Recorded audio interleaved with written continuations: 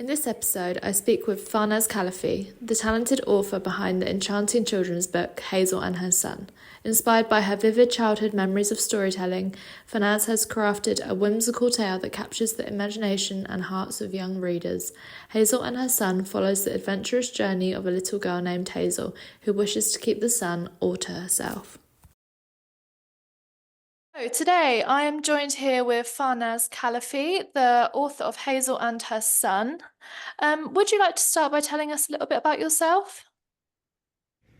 Sure. So I studied environmental studies as undergrad, and then for my graduate studies, I went to New York and got a degree in journalism. And when I was in New York, I got a gig writing a blog about coffee. It was officially called Manhattan's Coffee Examiner. And that was such a fun gig because it gave me the opportunity to research a lot about, different coffee related products, issues, anything coffee related. So I did that for a while, and then I came back to California to work for LA Times. And all this while, one of my hobbies was to pitch op-ed stories to different newspapers, which is still one of my favorite things to do, is to write opinion pieces for newspapers. And then really the idea to write a book about coffee came to me a few years ago. So I said, I've done all different kinds of writing. Why don't I do a book? And that's when I did my first book, which is a nonfiction book titled All Things Coffee. And Hazel and Her Sun is my first official fiction book. So, and that was also another fun project. And now I'm doing another fiction. So basically, my writing evolved from doing blogs to opinion pieces to nonfiction to now fiction. So in Hazel and Her Sun, Hazel kind of wants to steal the sun for herself. So can you talk a little bit about Hazel's journey? Yes, well, she was so enamored with the sun and she decided to keep it for herself. And when that happened, she realized that everyone loved the sun. Everyone needed the sun because the world went dark. And she saw that like her schoolmates, the kids at school were sad because the sun was missing. It was such a dramatic event, and they were crying. And she did realize that she had done a selfish thing. So realizing her mistake, she did release it back to the sky. So this tiny character, actually grew in this story, and she released it back to the sky for everyone to see it. What do you hope that children take away from Hazel's adventure?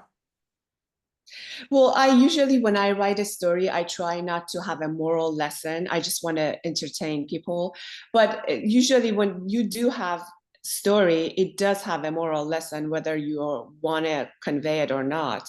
So I guess this story would tell kids to share, especially like environmental resources, our environment, to be thoughtful and share it with others. Hopefully, if that comes out of it, I would be glad. Yeah, I think that definitely is the message that I took away from it, the importance of not being selfish, because obviously as a child you learn these sort of things. It's not something that we're born with. So I do think that is definitely what I took away from the book.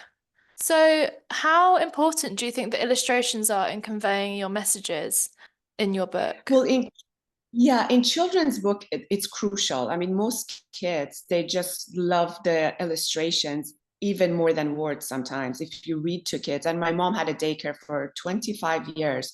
So I would read to the kids and they would always like get so close and look at the pictures. They were so fascinated. And I could tell that they were like making up their own stories, looking at the pictures. So in a story, it's very crucial to have like illustrations that convey the message, that are entertaining for kids, that are colorful. So my story was no different. Also, you guys did an amazing job with the illustration. So I am happy with it, as I think it's very crucial part of the storytelling, because you cannot have a children's story without illustrations, unlike adults. So I am happy with the result. Yeah, I really love the illustrations in your book. I particularly like the page that's like half dark and half light, where she's stood in the room and she's kind Yeah. of holding the sun. I really like that page. This was not an easy thing to do. So before submitting it, I was wondering how are they going to do with the lights, with the shades, because it is partly dark when she steals the sun, and then it's very bright in some scenes. So they did a wonderful job. I think that really comes across in the book. Is that one of the specific scenes that you felt was the most crucial to capture the magic of the story, or was there any of the illustrations that you felt were the most important to get the children engaged in the book? Well, I think the most crucial scene and illustration would be when she actually puts the sun in the fishbowl and it fits. And I love that illustration because it just, the sun is twirling and then the glitters are coming out. And it really captured it well. That, and as well as the scene where she releases it back to the sky and the sun twirls and goes towards the horizon. So I think those are hard illustrations to capture. But looking at them, I love them. I think they were done beautifully. Yeah, I agree. I think those are really nice ones. I think just the way the light has been portrayed in the illustrations really puts a big impact on the story and what actually is happening. Like you said, I think it's really important for a children's book to be engaging for the child to look at. Yes, absolutely. So I see that the colours of the sunset and the sunrise are a really central role in the book. So the cover is very orange and red. So does that imagery kind of shape how you write the story or the like atmosphere in the story? Yeah, I think this was a clever idea of the illustrator, because I just had this idea of the sun and then in the nature. So I pictured it as like nature as is, like green grass or whatever. But then when the theme came along and it was all like gold and orange and red, I thought, oh yeah, because the sun is those colors. So I actually went with it. But it wasn't initially my idea, but I did like it.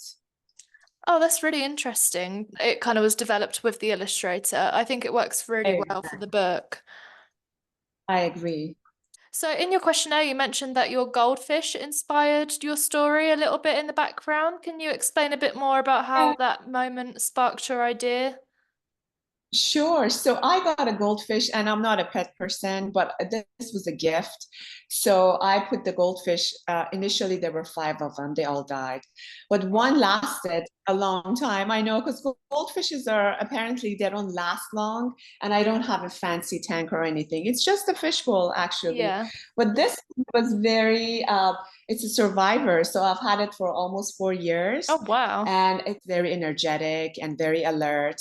And one day I was just sitting and looking at my fishbowl, and this fish was swimming really fast alone. And I was looking, observing the colors. It was like gold and orange and beautiful colors. And then for a second, I thought, oh, these are the same colors as the sun. What if? And like all authors would tell you, all stories start with what if. So I said to myself, what if a child thinks they can put the sun in the fishbowl? And that's how the idea came along. And after that, it was a fast, like really experience writing it, because it was just the idea that, sparked this story. And then I went from there. Was there any significant changes from the original draft to the final version, or did it kind of keep the same storyline? I kept it. I just had this image, so I wasn't sure like how I was going to do the details of the story and how it was going to end. So I started with this image of this girl wanting to have the sun in the fishbowl, and then the ending where she, puts it releases it back to the sky and everything was sort of it came to me as I did the story. So I didn't have an ending. I just had a beginning, and I guess that would be the change. The change would be the ending because I wasn't sure how I would end it. I feel like that makes the writing process even more special when you kind of don't know where you're going with it and you Very build true. on it from your experience of writing it rather than having it set out as you're doing it. Yes, it makes it more exciting for the writer. And sometimes writers do have an idea of how they're going to end, sometimes they don't. I think when you don't, it's even more exciting. I agree. So, were there any particular stories or characters from your childhood that gave you a lasting impression that kind of influenced your writing, or any like Yes. pop culture that inspired you? I always loved Pippi Longstocking. I just found her character really interesting because she was like the strongest girl in the world and she did exactly what she wanted to.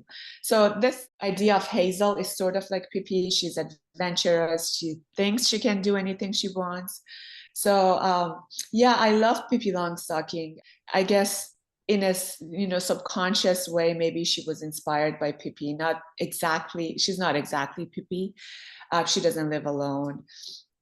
She doesn't like lift a horse with one hand as Pippi did, but she did grab the sun. So I guess in a way she is as strong.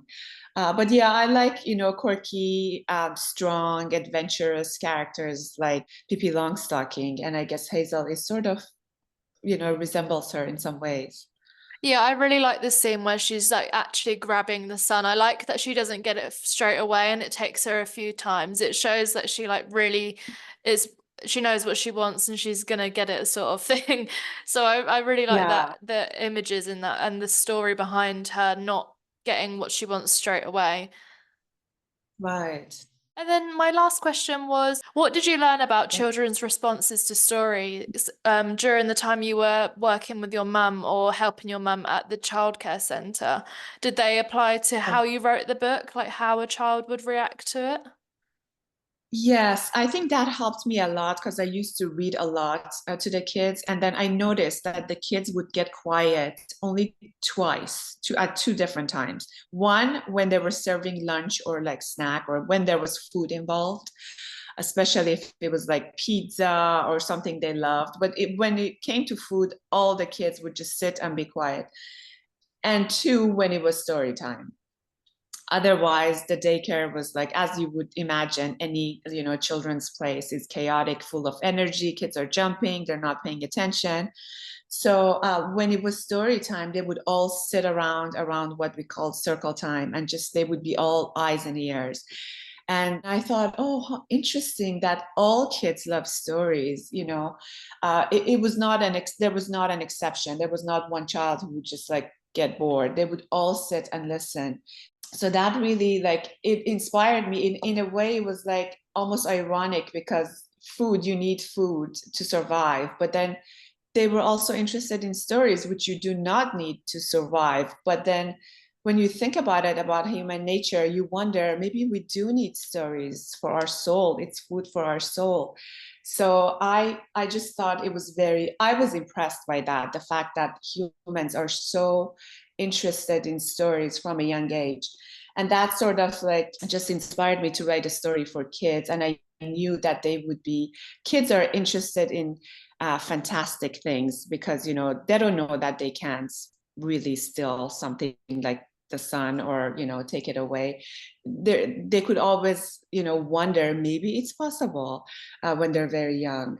So I just sort of went with that idea that what if you can do this, if no one tells you, if an adult doesn't tell you that you cannot. So I made a fantastical story about it, basically. Yeah, I think it's really interesting how important stories are for kids' development and how they remember things that you wouldn't expect them to remember. Like you can read them a story months ago and they'll just bring it up randomly and you think, oh, you really remembered that. So I think that shows how much impact that children's stories actually have on them. And I agree. I think when they sit down and they get so quiet, you do notice that they're really listening compared to like if you're just having a conversation or if they're playing. So it is really interesting to hear that from someone that's written a children's story as well. Yes, yeah. All these observations about human nature. Yeah. Thank you for joining us today to share the wonderful journey behind Hazel and her son. We hope that you enjoyed this glimpse into the world of Farnaz Calafi, and we encourage you to pick up a copy of Hazel and Her Sun to experience the magic for yourself.